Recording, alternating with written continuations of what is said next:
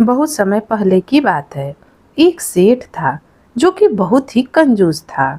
वो अपने जीवन में कभी किसी को कुछ दान नहीं करता था। उसके घर से कुछ दूरी पर ही गंगा नदी बहती थी, परंतु वह कभी गंगा स्नान भी करने नहीं गया, क्योंकि गंगा स्नान करने के बाद पंडे पुजारियों को कुछ दान दक्षिणा देनी होती है। गंगा स्नान के बाद दान करना पड़ेगा, इसी डर से वह कभी गंगा स्नान करने गया ही नहीं। उसकी पत्नी उसे दान पुण्य करने के लिए कहती, परंतु वह कहता, इतनी बड़ी दुनिया में हमारा छोटा सा दान करने से क्या होगा। एक दिन उसकी पत्नी ने कहा कि अब तो आपका बुढ़ापा आ गया, आप दान पुण्य तो कुछ करते नहीं, कम से कम एक बार जाकर गंगा स्नान ही कर आओ। पत्नी की बात मानकर उसने गंगा स्नान करने की हामी भर दी। गंगा नदी उसके घर से 10-12 किलोमीटर की दूरी पर थी। रास्ते में कहीं पैसा खर्च ना हो जाए, इसलिए वह पैदल ही चला गया। जब वह गंगा नदी के किनारे पहुंचा तो उसको लगा कि यदि वह घाट पर जाएगा तो पंडित दान दक्षिणा मांगेंगे, इसलिए वह स्नान करने मुर्दा घाट चला गया। मुर्दा घाट बिल्कुल सुनसान था। उसने इधर उधर देखा, दूर दूर तक कोई नजर नहीं आया। उसने जल्दी से गंगा जी में एक डुबकी लगाई, लेकिन भगवान तो सब देखते हैं और उसे ऐसा करता देख वह मन ही मन हंस रहे थे।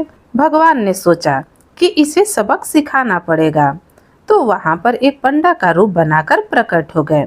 जैसे ही सेठ ने डुबकी लगाया और बाहर निकला तो भगवान बोले, यजमान की जय हो। पंडा को देखते ही सेठ कांप गया। वह बोला, यह तो हद हो गई, यह पंडा तो मुर्दा घाट पर भी आ गया। पंडा ने बताया कि मैं एक संतोषी ब्राह्मण हूँ और यहाँ एकांत में मुर्दा घाट पर ही पड़ा रहता हूँ।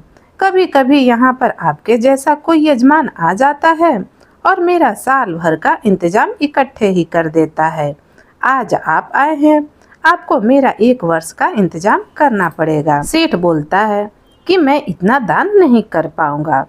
तो जो पंडा का रूप में भगवान आए थे वो बोलते हैं कि दान तो अपनी श्रद्धा के ऊपर होता है, इसलिए आप 6 महीने का इंतजाम कर दो। सेठ बोलता है कि मैं 6 महीने क्या, 1 महीने 1 दिन का भी इंतजाम नहीं कर सकता।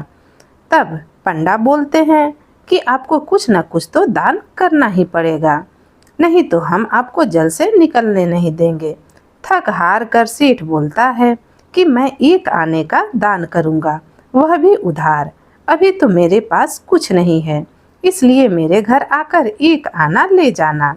अब सेठ 1 आना दान करने का संकल्प ले लेता है और सोचता है कि मेरा घर तो यहाँ से बहुत दूर है, यह 1 आना लेने इतनी दूर थोड़ी आएगा। इसलिए वह संकल्प लेकर अपने घर आ गया। घर पहुँचते पहुँचते शाम हो गई थी। वह इतनी दूर चलकर आया था, इसलिए थक गया था। वह सोने जा ही रहा था, तभी उसके दरवाजे पर उस पंडा ने दस्तक दी और बोला कि यजमान की जय हो। अब सेठ की पत्नी ने दरवाजा खोला तो वह उसे देखकर अपने पति के पास गई और बोली कि क्या अब किसी पंडा को कुछ दान देने की बात कहकर आए हो। तो सेठ बोलता है कि हाँ, मैंने 1 आना दान देने का संकल्प लिया है। पत्नी बोली कि वो 1 आना लेने दरवाजे पर खड़े हैं। अब सेठ सोचता है कि वह 1 आना लेने इतनी दूर आ गया। वह अपनी पत्नी से कहता है कि तुम जाकर उससे कह दो कि यजमान बीमार हैं, इसलिए 3-4 दिन बाद आकर ले जाए। पत्नी बोलती है कि 1 आने की ही तो बात है, दे क्यों नहीं देते। तब सेठ बोलता है कि तुम यह समझ लो कि मैं किसी को कुछ नहीं देने वाला। तुम जाकर उससे कह दो कि यजमान बीमार है, इसलिए कुछ दिन बाद आकर अपना 1 आना ले जाए। सेठ की पत्नी जाती है और बोलती है, महाराज, मेरे पति आज इतनी दूर पैदल चलकर आए हैं, इसलिए वे बहुत थक गए हैं और बीमार हैं, इसलिए आप 3-4 दिन के बाद आना। तो पंडा बने भगवान बोलते हैं कि धन मिले या न मिले, लेकिन वह हमारे यजमान हैं और यजमान बीमार हैं और पंडा चला जाए, ऐसा नहीं हो सकता। जब तक वह स्वस्थ नहीं हो जाते तब तक हम यहीं रहेंगे। आप तो बस हमारा यहाँ रहने का इंतजाम कर दो। हम यहीं पर प्रसाद बनाएंगे और यहीं पर भजन करेंगे और यहीं पर प्रसाद ग्रहण करेंगे। पत्नी लौटकर अपने घर के अंदर जाती है और सेठ को सारी बात बताती है कि वह कह रहा है कि जब तक आप ठीक नहीं हो जाते वह यहीं रहेंगे।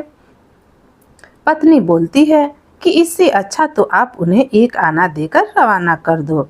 सेठ बोलता है कि 1 आना क्या ऐसे ही आते हैं, मैं उसे कुछ नहीं देने वाला, तुम जाकर उससे कह दो कि यजमान मर गए हैं। यह बोलकर सेठ वहां पर चुपचाप सो गया। अब उसकी पत्नी जाकर बोलती है कि यजमान तो मर गए हैं। तो पंडा बोलता है कि क्या यजमान चला गया? अब जब तक उनका अंतिम संस्कार नहीं हो जाता तब तक हम कैसे जा सकते हैं? तुम महिला कहाँ कहाँ भटकती फिरोगी। हम सारे गांव में यजमान के मरने की खबर किए देते हैं और वो जाकर सारे गांव में खबर कर आता है कि सेठ जी मर गए हैं। सारा गांव इकट्ठा हो जाता है, लेकिन वो सेठ ऐसा विचित्र आदमी था कि अभी भी 1 आना बचाने के लिए वहीं पर चुपचाप लेटा हुआ था। गांव के लोगों ने उसे मुर्दा समझकर बांध लिया। अब उसकी पत्नी सही में रोने लगी और रो रो कर बोलने लगी कि यह मरे नहीं हैं। गांव वाले बोले, बहन यह तो तुम्हारा मोह है, जाने वाला तो चला गया, इसलिए धीरज रखो। पत्नी बोलती है, अरे किस बात का धीरज रखूं, यह मरे ही नहीं हैं। गांव वाले कुछ सुनते नहीं हैं और अंतिम संस्कार के लिए सेठ जी को लेकर चले जाते हैं। बेचारी पत्नी रोती रह जाती है, लेकिन वह आदमी इतना कंजूस था कि इतना सब कुछ होने के बाद भी सांस रोके पड़ा था। सबके साथ पंडा बने भगवान भी उसके पीछे पीछे चल दिए।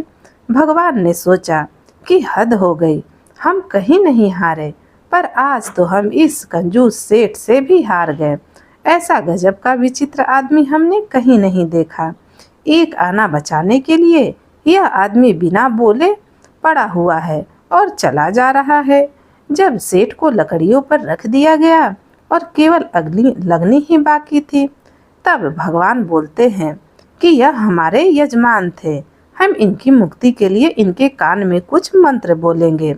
और पंडा बने भगवान उसके कान के पास जाकर बोलते हैं कि मैं भगवान विष्णु हूँ, मैं बैकुंठ से तुमसे नाता जोड़ने आया हूँ। सेठ जैसे ही सुनता है कि भगवान बोल रहे हैं, वह धीरे धीरे अपनी आंखें खोलता है। लेकिन जैसे ही वो अपनी आंखें खोलता है तो देखता है कि अरे ये तो वही है जिसे मुझे 1 आना देना है। उसने फिर से आंखें बंद कर ली। तब भगवान बोलते हैं कि हम हार गए, हम तुमसे कुछ नहीं लेंगे, तुम ही हमसे कुछ मांग लो। सेठ धीरे से बोलता है कि बस 1 आना छोड़ दो। अब पंडा रूपी भगवान तथास्तु कहकर वहां से चले गए। अब सेठ आंखें खोलकर उठ बैठा और उसको इस प्रकार से उठा देकर गांव वाले हैरान हो गए। जब उन्हें पूरी बात पता चली तो वह अपनी हंसी रोक नहीं पाए और हंसते हंसते अपने घर को चले गए। कहानी यहीं पर खत्म होती है। दोस्तों, अगर आपको हमारी यह कहानी पसंद आई तो प्लीज़ कमेंट करके बताएं और मेरे चैनल को लाइक, शेयर एंड सब्सक्राइब भी करें। धन्यवाद।